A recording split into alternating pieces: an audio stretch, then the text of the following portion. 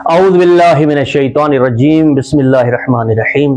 امام حسین علیہ السلام کو ابا عبداللہ کیوں کہا جاتا ہے؟ ابا عبداللہ کی معنی یہ ہے کہ خدا کے بندوں کا باپ۔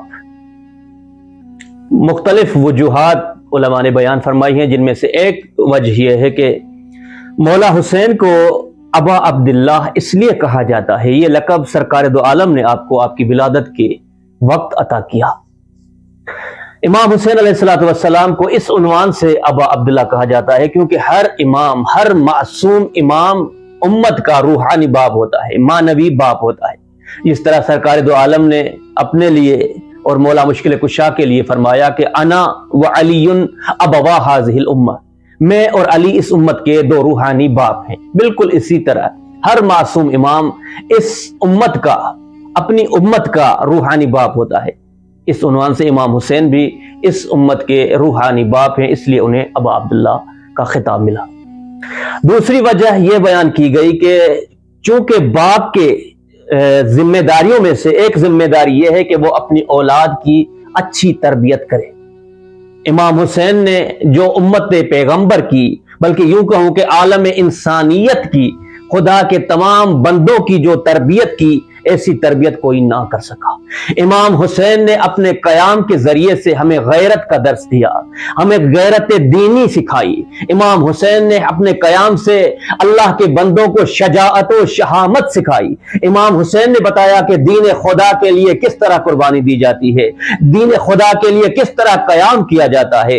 امام حسین نے اس کربلا کے واقعے میں، اس قیام میں اللہ کے بندوں کو پروردگار کی بندگی کا سلیقہ سکھایا کہ پروردگار کی بندگی کیسے کی جاتی ہے۔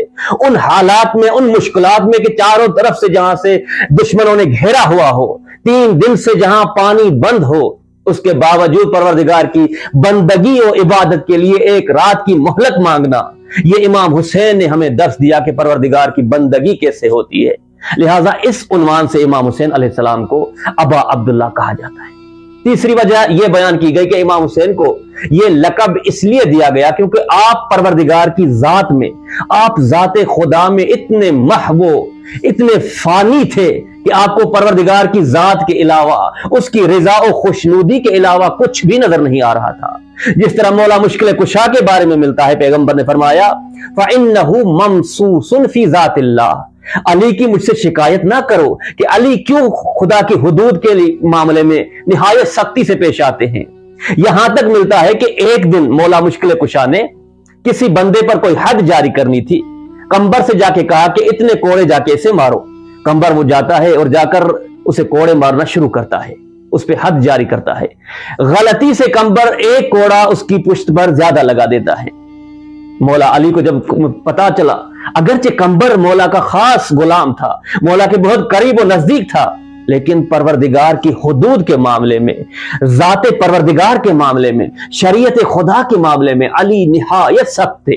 لہٰذا کہا کمبر، چونکہ میں نے فلاں مقدار میں کہا تھا کہ اسے سزا دی جائے، تم نے اس سے زیادہ دی ہے، اس لیے اپنی پشت کو آگے کرو، وہ شخص تم پر وہ ایک کوڑا بدلے میں لگائے گا۔ اللہ اکبر۔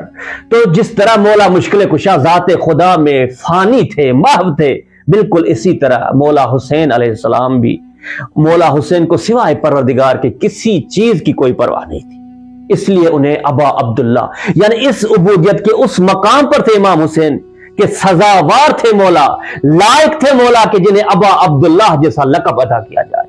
اللہ اکبر۔